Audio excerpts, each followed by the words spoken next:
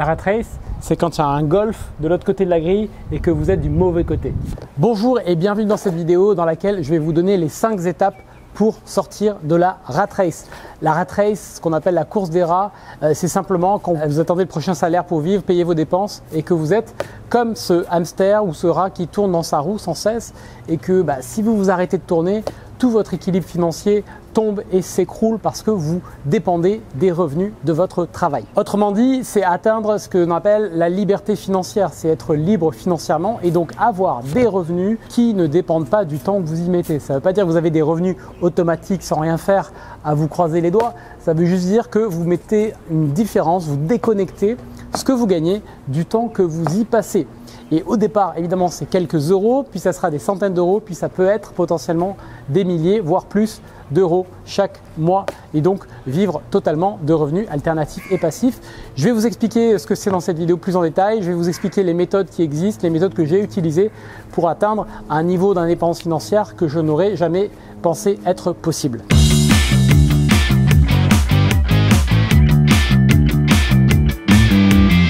Alors, il faut voir le fait de quitter le métro boulot dodo comme un voyage. C'est vraiment quelque chose qui va prendre du temps et donc vous allez aller d'un point A qui est votre point de départ, votre situation actuelle, à un point B qui est la destination à laquelle vous souhaitez arriver.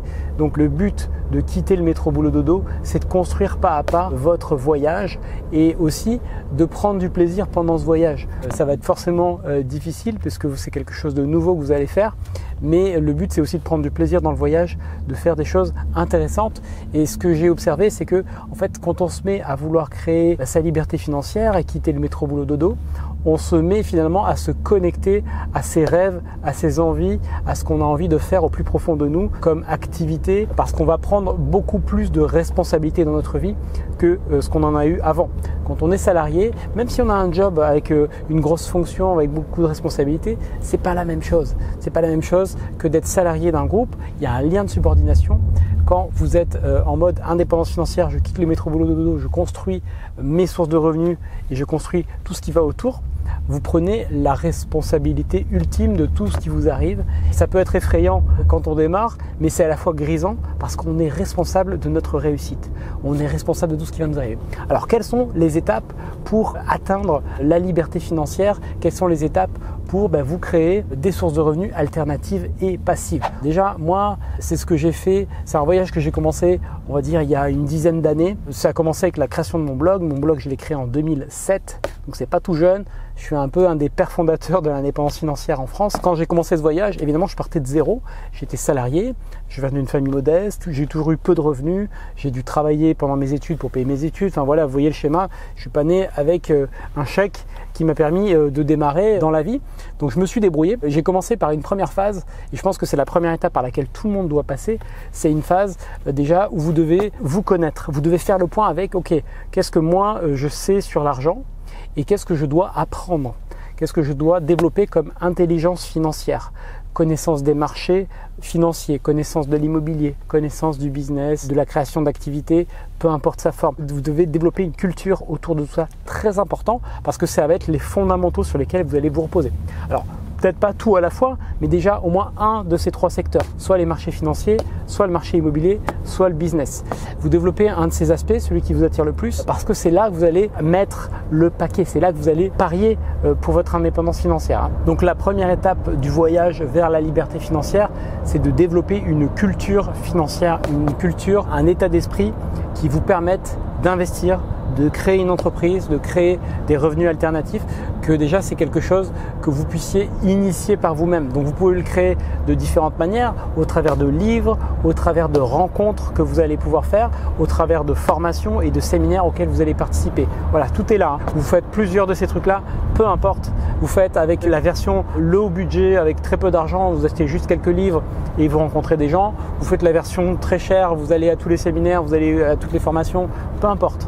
Ce qui compte, c'est que vous commenciez à vous sensibiliser avec du contenu autour de ça. Vous pouvez utiliser YouTube, il y a plein de contenus sur YouTube. Vous cherchez la formule qui vous convient. À un moment donné, vous passerez de l'un à l'autre lorsque vous sentirez que c'est le moment. Donc faites ça, c'est très très important de vous sensibiliser à la différence entre quelqu'un qui sait gagner 5 000 € par mois et 5 000 € par jour. C'est simplement l'état d'esprit et les connaissances d'un marché donné qu'il est capable d'avoir, l'énergie qu'il va mettre et la détermination qu'il va mettre. La deuxième étape pour atteindre la liberté financière, ça va être vraiment d'être ultra déterminé. C'est-à-dire qu'à un moment donné, il va falloir vous mettre en tête que ça demande du travail, ça demande peut-être même, je vais le dire comme ça, que vous y dédiez votre vie. Il faut vous mettre en mode, c'est le seul truc qui compte. Ça ne veut pas dire qu'il ne faut pas avoir de loisirs à côté ou de trucs à côté, mais ça veut dire que c'est 80% de votre temps et de votre temps de cerveau. Vous faites que ça. Quand vous vous lancez là-dedans, il va se passer une chose naturelle, c'est que soit ça va accrocher avec vous, vous allez vous mettre vraiment dans le jeu et vous allez voir que vous avez plus de temps pour les jeux vidéo, vous avez plus de temps pour les trucs qui sont parfois amusants mais qui en fait n'apportent rien de fondamental. Et soit vous accrochez, soit vous n'allez pas accrocher du tout et vous allez vous dire non, ce truc-là, ça prend trop de temps, c'est pas pour moi, ça marche pas, ma mère avait raison, voilà, vous allez vous dire un truc comme ça et vous allez baisser les bras. La deuxième étape, c'est vraiment de construire l'état d'esprit, la détermination d'une personne responsable de sa vie. Ça fait bizarre dit comme ça parce qu'on est tous responsables de notre vie, mais là, je vous dis, c'est un niveau supérieur. C'est un niveau duquel on n'a pas conscience forcément quand on démarre.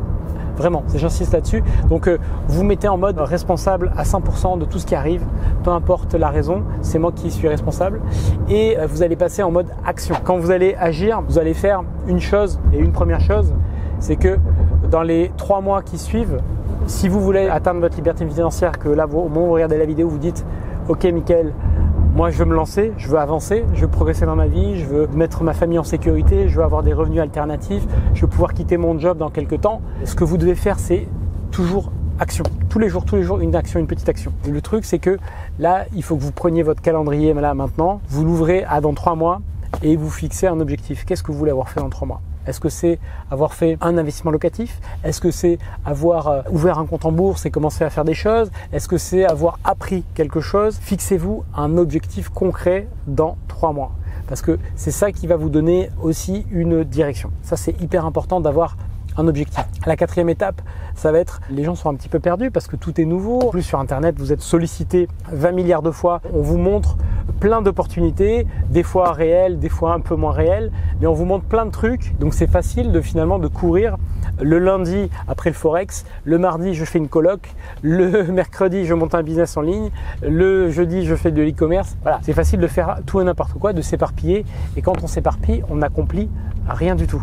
Donc, il va falloir malgré tout passer par une phase où vous allez expérimenter. Donc, je ne dis pas de vous engager, mais vous pouvez vous renseigner plus en détail sur chacun des domaines, voir le style de vie que ça donne derrière, parce que en fonction des choix que vous faites en termes de business et d'investissement, ça donne un certain style de vie. Je sais pas, par exemple, si vous faites de l'immobilier physique, c'est attaché à un lieu. Si vous avez envie de voyager, c'est incompatible.